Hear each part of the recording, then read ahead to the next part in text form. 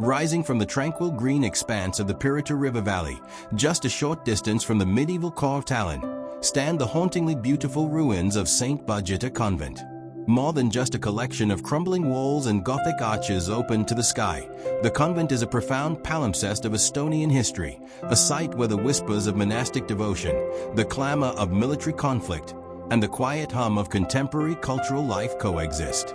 It is a place of stark contrasts, where the enduring stone skeleton of a once great church speaks simultaneously of spiritual ambition, violent destruction, and resilient rebirth. To walk among these ruins is to traverse centuries, to feel the weight of time and the enduring power of a place that has refused to be forgotten, seamlessly blending its sacred past with a vibrant, artistic present. The story of the convent begins in the early 15th century, a period when Tallinn, then Reval, was a flourishing hub of the Hanseatic League, its wealth generated by the lucrative trade in fur, wax, and timber. It was founded in 1407 by three wealthy merchant citizens, Heinrich Huxa, Gerlock Cruz, and Heinrich Svalbard, inspired by the teachings of the charismatic Swedish saint, Birgitta of Sweden. The Order of the Most Holy Savior, or the Brigittines, was unique in its structure. It was a double monastery, housing both monks and nuns who lived in separate quarters but worshipped together in the same magnificent church, a rare and complex institution that required immense resources and careful management. The choice of location was strategic and symbolic. Situated outside the city walls in the serene Birgitta Valley, it provided the isolation necessary for contemplative life while being close enough to the merchant elite who would become its patrons. The construction of the complex was a monumental undertaking that spanned decades. The crowning achievement was the grand church, consecrated in 1436, a masterpiece of Northern Gothic architecture.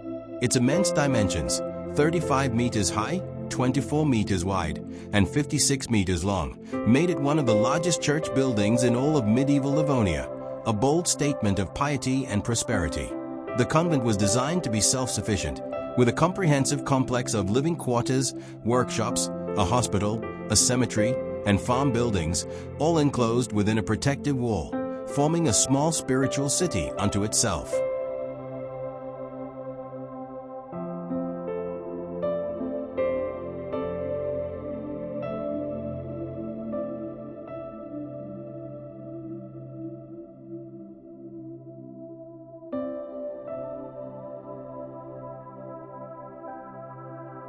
Life within the convent followed the strict rules set forth by Saint Birgitta, which emphasized scholarship, prayer, and charity. The nuns, typically from noble or wealthy merchant families, were renowned for their education, and the convent scriptorium was a center for the copying and illumination of manuscripts. The monks, who served as priests and confessors, were equally dedicated to a life of learning and devotion. The unique liturgical life, centered on the grand church with its soaring nave, was the heartbeat of the community. For over a century, the convent thrived, growing in both spiritual prestige and material wealth, supported by endowments of land and donations from the powerful merchants of Tallinn. It became a respected institution, a beacon of faith and culture on the Baltic coast. However, this golden age was not destined to last. The 16th century brought the whirlwinds of the Protestant Reformation and the escalating political tensions of the Livonian War. In 1575, during a siege of Tallinn by the forces of Ivan the Terrible of Russia, the convent's location outside the city walls proved to be its fatal weakness.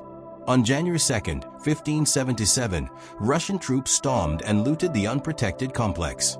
The monks and nuns were massacred or captured, the treasures plundered, and the magnificent buildings were set ablaze, reducing the vibrant center of faith to a smoldering, desolate ruin. For the next 3 centuries, the convent lay in a state of romantic decay, a memento mori of stone. It became a quarry for the local populace, who carted away its dressed stones for their own building projects. Nature slowly began to reclaim the site, with grasses and wildflowers sprouting between the flagstones and trees taking root in the shelter of the broken walls. Yet, even in its ruined state, it held a powerful grip on the local imagination. It was during this period that the ruins acquired their romantic aura, inspiring painters, poets, and writers who saw in them a sublime beauty, a poignant symbol of transience and the relentless passage of time. The 19th century rise of nationalism and historical awareness sparked the first efforts to preserve the site. Initial archaeological excavations and conservation work began, aiming to stabilize the walls and understand the original layout of the complex. This process continued into the 20th century, but the convent story was once again interrupted by war and foreign occupation. It was not until the latter part of the century that a more comprehensive vision for the ruins began to take shape.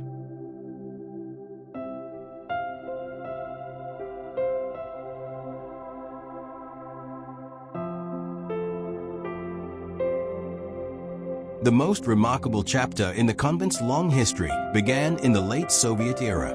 Between 1968 and 1972, a major reconstruction project was undertaken, not to rebuild the entire convent, but to create a functional and architecturally daring new structure within the historic shell. A new, modernist building was seamlessly integrated into the surviving western gable and side walls of the nuns' dormitory. This bold architectural intervention provided a roofed space for a museum and a concert hall, while preserving the open-air, ruined character of the church's nave. This synthesis of old and new was a masterstroke, giving the ruins a new purpose without betraying their historical essence. Today, this fusion is what defines the Birgitta convent experience. The ruins are not merely a static archaeological site to be looked at, they are a living, breathing venue. The vast, roofless nave of the church, with the sky as its canopy, serves as a uniquely atmospheric open-air stage. Attending a concert, ballet, or theater performance here is an unforgettable experience. The acoustics are naturally resonant, and as daylight fades and stage lights illuminate the ancient Gothic arches, the boundary between past and present seems to dissolve. The modern museum within the reconstructed section provides essential context, displaying artifacts unearthed during excavations, fragments of stained glass, tombstones, ceramic vessels, and other everyday objects that offer a tangible connection to the people who once lived, worked, and prayed here. A visit to the Birgitta convent today is a multisensory journey. One approaches through the quiet Pirita district, with the Tallinn TV tower looming in the near distance, a stark reminder of the 20th century standing watch over the 15th, entering the grounds. The sheer scale of the church ruins is the first thing that strikes you. The towering western gable, with its elegant tracery of empty windows, frames the sky. You walk on the same flagstones that friars and nuns once trod, your footsteps echoing in the vast emptiness. The layout is clearly discernible: the high altar, the side chapels, the foundations of the cloisters. Informational plaques guide you, but the true history is felt in the cool, weathered stone and the pervasive silence, broken only by the wind and the distant cry of gulls. The contrast between the solemn, skeletal ruins of the church and the vibrant green of the surrounding lawns creates a scene of profound peace and picturesque beauty, a favorite subject for photographers and a tranquil spot for quiet contemplation.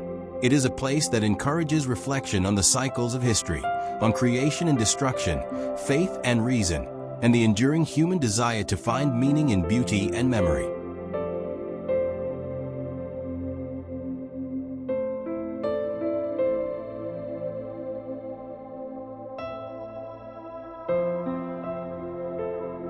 In conclusion, the Birgitta convent ruins are far more than a monument to a lost past.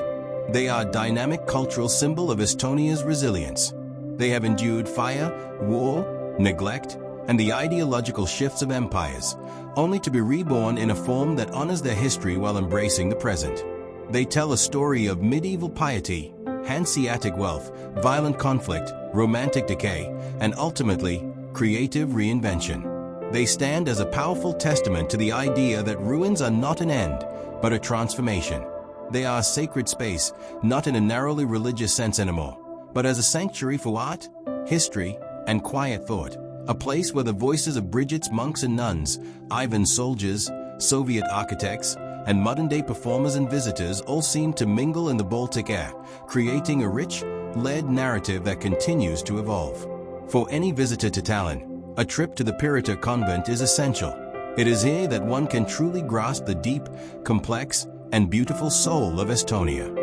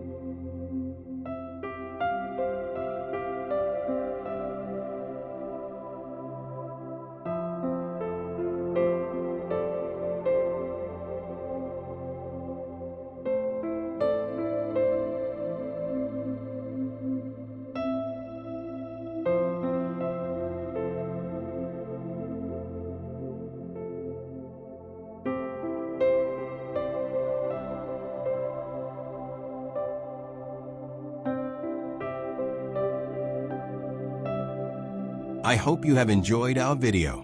To see more such videos, please subscribe to our channel and stay with us. Thank you for watching today's video. We'll catch you in the next one. Goodbye.